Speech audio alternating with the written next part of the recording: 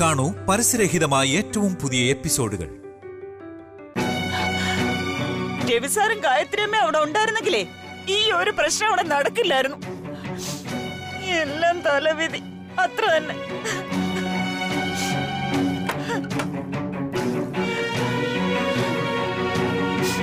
ഇല്ല സരോജ, ഈ തലവിധി മാറിയേ പറ്റൂ. അതിന് നമുക്ക് ചിലരുടെ സഹായം വേണമെന്നേ ഉള്ളൂ.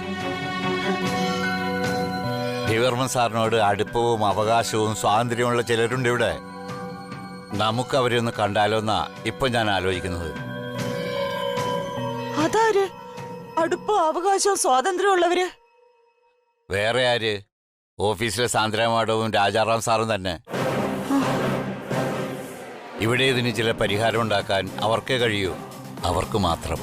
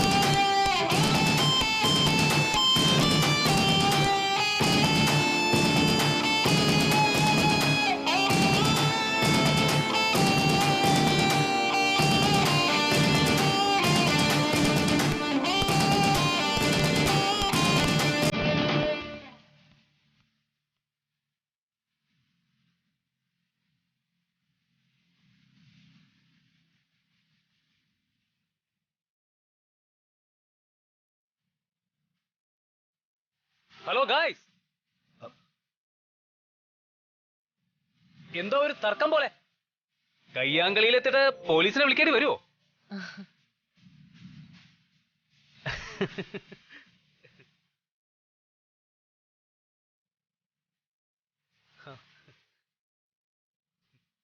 അല്ല, എനിക്ക് മനസ്സിലാവാത്തോണ്ട് ചോദിക്കാം. മര്യാദയ്ക്ക് ഓഫീസിൽ നിന്ന് എന്നെ ഇവിടേക്ക് വരണമെന്ന് പറഞ്ഞ സാന്ദ്ര വിളിച്ചു വരുത്തിയത്. ഇപ്പോ രാജാറാമുമായിട്ട് ഒരു തരം ഫൈറ്റ് സീനും. What's happening here? എന്താണ് സംഭവം? ഫൈറ്റ് ഒന്നും അല്ല സർ. സാറിനെ ഇവിടെ വിളിച്ച കാര്യത്തിൽ ചെറിയൊരു ഡിഫറൻസ് ഓഫ് ഒപ്പീനിയൻ, അത്രേ ഉള്ളൂ. ഞാൻ അറിഞ്ഞിട്ടല്ല സാന്ദ്ര മാഡം സാറിനെ ഇവിടേക്ക് വിളിച്ചു വരുത്തിയത്. ഓഹോ, അത് ശരി. ഏതായാലും ഞാൻ വന്നല്ലോ. ഇനിയിപ്പോ രണ്ടാളുടെ അഭിപ്രായ വ്യത്യാസമൊക്കെ മാറ്റി വെച്ചിട്ട് കാര്യം പറയാം. എന്താ സാന്ദ്ര വരാൻ പറഞ്ഞത്? Anything serious? Yes sir, dam serious. Unfortunately അത് പറഞ്ഞിട്ട് രാജാറാം സാറിന് മനസ്സിലാവുന്നില്ല. സാറ് പറയുന്നത് ഇത് രഘു സാറിന്റെ ഫാമിലി വിഷയമാണ്, നമ്മൾ ഇടപെടാൻ പാടില്ലെന്നാ. ഫാമിലി വിഷയം എന്ന് പറഞ്ഞ? സാന്ദ്ര സാറിനെ വിളിച്ചു വരുത്തിയത് രേഖാ മാഡത്തിനെയും രാജലക്ഷ്മി അമ്മയും കുറിച്ച് സംസാരിക്കാനാ. ആണോ? അവർക്കെന്ത് പറ്റി? അവർക്കൊന്നും പറ്റിയില്ല സാർ. പറ്റാൻ പോകുന്നത് സാറിനും സാറിന്റെ ചേട്ടനും അമ്മയ്ക്കുവാ. They are backstabbing you. ചതിയാണ് നടക്കുന്നത്. ചതിയോ? What the hell do you mean? ഞാൻ പറയാം സർ.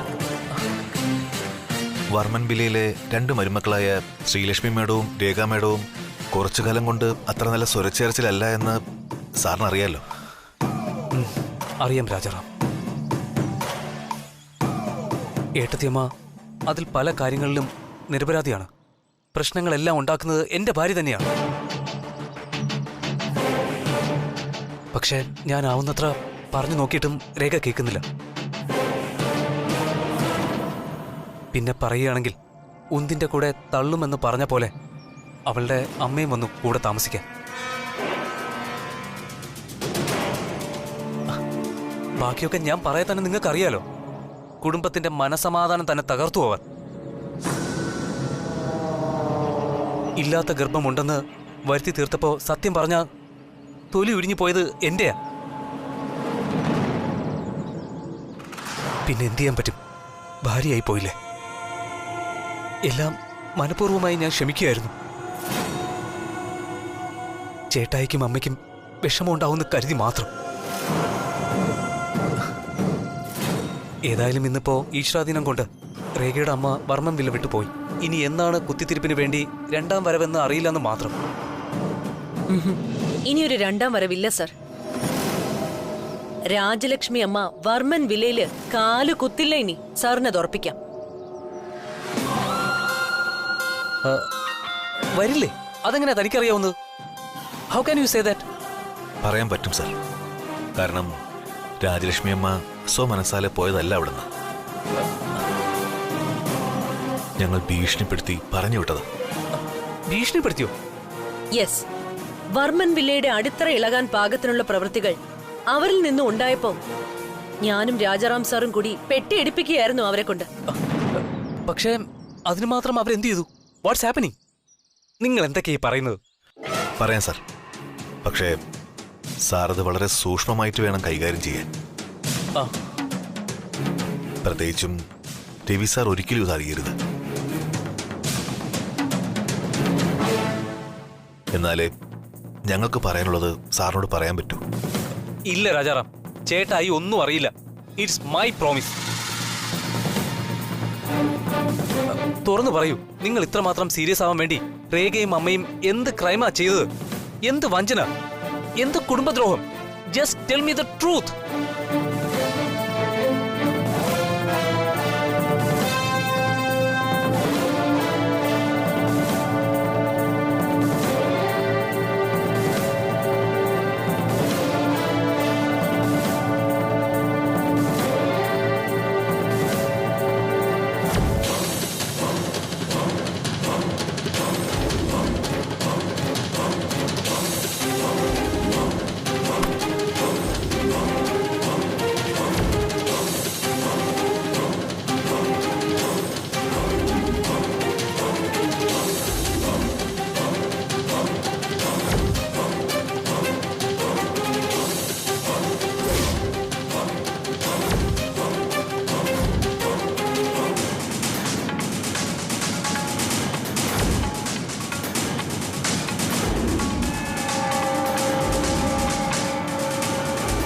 രഘുവർമ്മൻ സാറിനെ സ്വന്തം ജീവനെ പോലെ കരുതുന്ന രവിവർമ്മൻ സാറിന്റെ അനിയത്തിക്കുട്ടിയെ വർമ്മൻ ഫാമിലിക്ക് മടക്കി വേണം.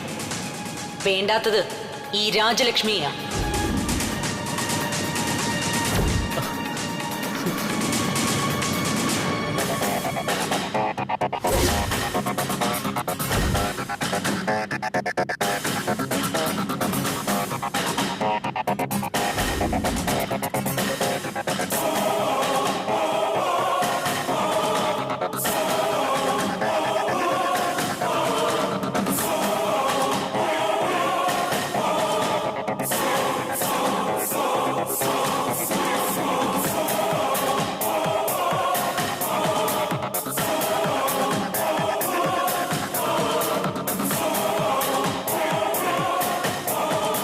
ഇക്കാര്യം ഒരിക്കലും രഘു സാറിനെ അറിയിക്കണമെന്ന് കരുതിയതല്ല, പ്രത്യേകിച്ച് ഞാൻ.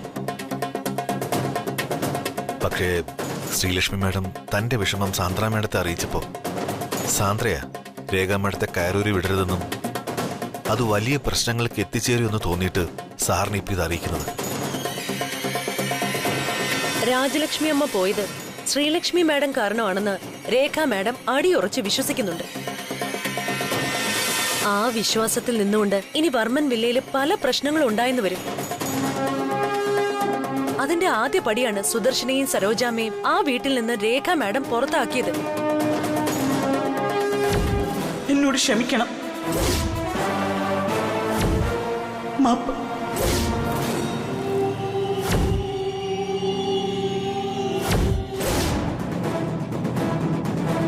തന്റെ അമ്മ ഒരിക്കലും ഇനി വരാൻ സാധ്യതയില്ലാത്ത വർമ്മൻ വീട്ടിലേക്ക് ശ്രീലക്ഷ്മി മാഡത്തിന്റെ മാതാപിതാക്കളും വരണ്ട. അങ്ങനെ രേഖ മാഡം കരുതി. ചെറിയൊരു ഈഗോ പ്രശ്നം ഇപ്പൊ ചെന്ന് എത്തി നിൽക്കുന്നത് ഒരു കുടുംബത്തിലുള്ളവർ തന്നെ അന്യോന്യം അടിച്ചു പിരിയേണ്ട അവസ്ഥയിലേക്കാ. സാറ് വിചാരിച്ചാലേ ഇനി രേഖ മാഡത്തിനെ അടക്കി നിർത്താൻ കഴിയൂ.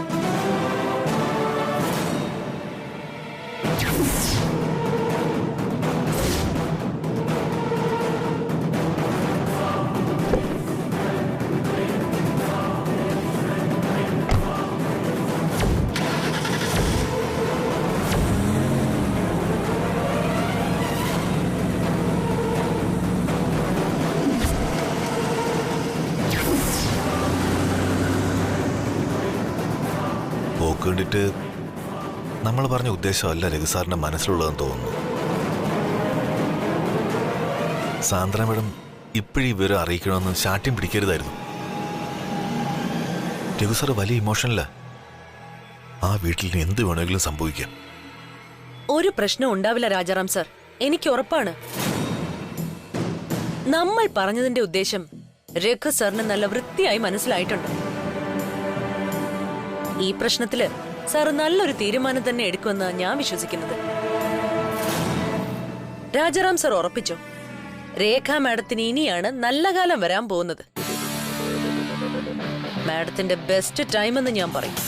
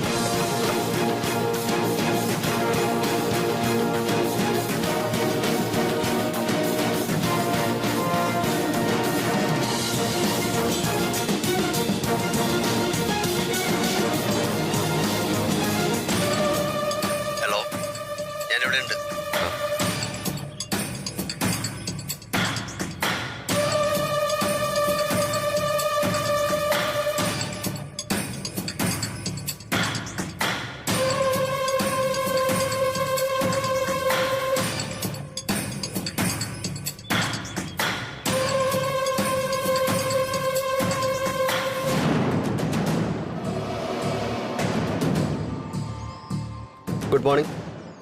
മാർട്ടിൻ, അതെ. നിങ്ങളെന്താ നമ്പറൊക്കെ തന്നിട്ട് വണ്ടിക്കകത്തിരിക്കാതെ?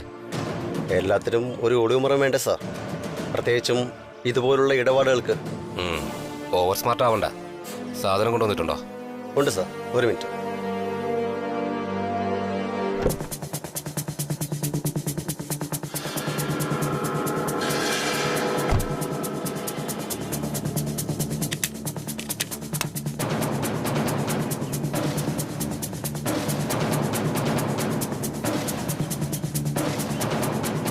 ഇത് പകുതിയേ ഉള്ളൂ. പകുതിയോ? അപ്പൊ ബാക്കി? രാഘവസുധ ഒന്നും പറഞ്ഞില്ലല്ലോ. പക്ഷേ എന്നോട് പറഞ്ഞിട്ടുണ്ട്. ആദ്യം പകുതി, ബാക്കി കാര്യം നടന്ന ശേഷം ആ രാത്രി തന്നെ തരും. അപ്പൊ നിങ്ങൾക്ക് എന്നെ വിശ്വാസമില്ല അല്ലേ? ലക്ഷങ്ങളല്ലേ സാർ, അല്പം സ്വല്പം വിശ്വാസമൊക്കെ ഉണ്ടാവും. സാറ് പറഞ്ഞ കാര്യം നടത്താൻ സഹായിക്കും. ഇതുപോലെ മറ്റൊരു പെട്ടിയുമായി ജയിലിന്റെ നടയിൽ തന്നെ ഞാനുണ്ടാവും, വിശ്വസിക്കാം.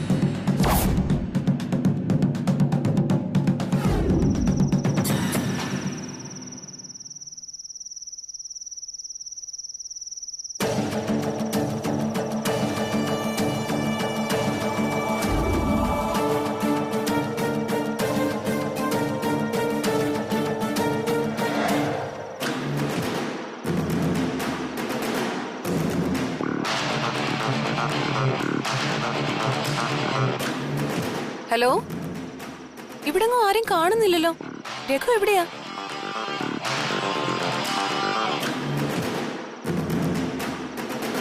ദാ ഇവിടെ. ഹലോ.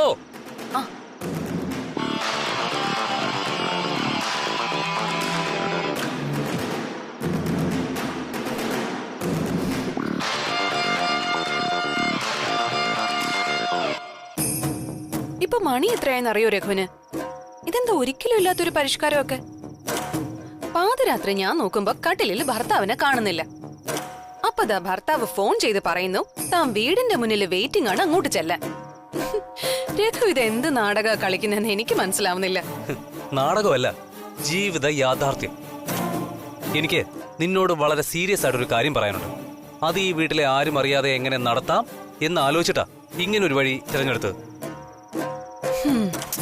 ബെഡ്റൂമിലെ സ്വകാര്യതയേക്കാൾ ഈ ഓപ്പൺ എയർ കൂടുതൽ സ്യൂട്ടബിൾ ആണെന്ന് തോന്നി, അത്ര തന്നെ.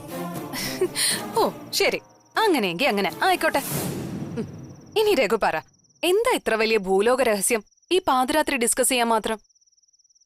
വല്ല മോഷണ കേസും ആണോ സംഭവം?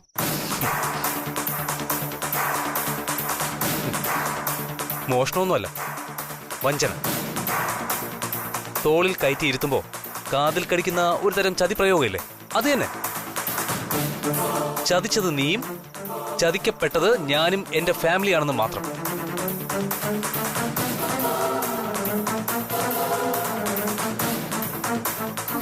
ഞാൻ ചതിക്കാനോ? What the hell do you mean? English വേണ്ട, ഞാൻ മലയാളത്തിൽ പറയാം. സാന്ദ്രയും രാജാറാമും എന്നെ വന്ന് കണ്ടിരുന്നു.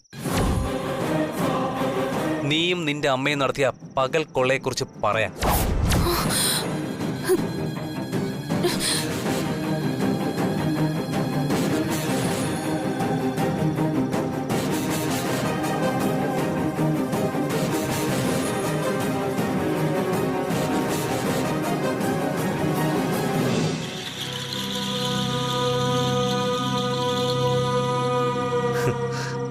എന്താണ് രേഖ മേഡം, തർക്കിക്കാനും ആക്രോശിക്കാനും സ്ഥാപിച്ചെടുക്കാനും ഒന്നുമില്ലേ? ബോഡി ലാംഗ്വേജ് കണ്ടാൽ ആകെ സറണ്ടറായ മട്ടാണല്ലോ. Yes Raghu, I surrender. പൂർണ്ണമായ അർത്ഥത്തിൽ തന്നെ കീഴടങ്ങുക. അബദ്ധം പറ്റിപ്പോയി. അതിന് കാരണക്കാരിയായ അമ്മയെ അതാണ് ഇവിടെ നിന്നും പറഞ്ഞയച്ചതും. Sorry, you are wrong. അമ്മയെ സ്വയം നീ പറഞ്ഞയച്ചതല്ല, പറഞ്ഞയക്കാൻ നീ നിർബന്ധിക്കപ്പെട്ടതാണ്. അതിനുള്ള പ്രതികാരമായിരുന്നു ഞാൻ അമ്മയുടെ സ്ഥാനത്ത് കാണുന്ന ശ്രീലക്ഷ്മിയുടെ അച്ഛനമ്മമാരെ കരുതിക്കൂട്ടി നീ പടിയടച്ച് പറഞ്ഞു വിട്ടതും. രഘു, അത് പിന്നെ ഞാൻ... സ്റ്റോപ്പ്, മതി. Enough is enough. വാളെടുത്തവൻ വാളാലെന്നും ഉപ്പ് തിന്നവൻ വെള്ളം കുടിക്കുമെന്നൊക്കെ ചില ന്യായപ്രമാണങ്ങളുണ്ട് നമ്മുടെ നാട്ടിൽ.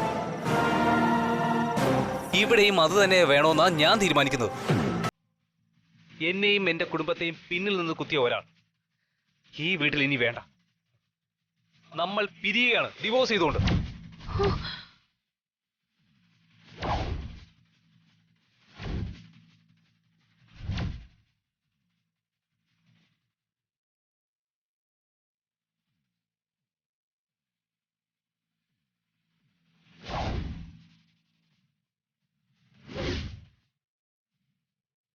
വക്കീല് വഴി ആവശ്യമുള്ള പണം കോമ്പൻസേഷനായി തരാൻ ഞാൻ തയ്യാറാണ്. പകരം ആവശ്യപ്പെടുന്നത് ഈ വേർപിരിയലിന് വലിയൊരു പബ്ലിസിറ്റി കൊടുക്കണ്ട എന്ന് മാത്രമാണ്. വീട്ടുകാരെയും നാട്ടുകാരെയും പതുക്കെ ഞാൻ കാര്യങ്ങൾ പറഞ്ഞ് ബോധ്യപ്പെടുത്തിക്കോളാം. തൽക്കാലം 1-2 ദിവസം ഞാൻ നിനക്ക് തരും, സ്വന്തം സാധനങ്ങൾ പാക്ക് ചെയ്യാൻ വേണ്ടി മാത്രം. അത് കഴിഞ്ഞാൽ നമ്മൾ പിരിയുകയാണ്. That's all.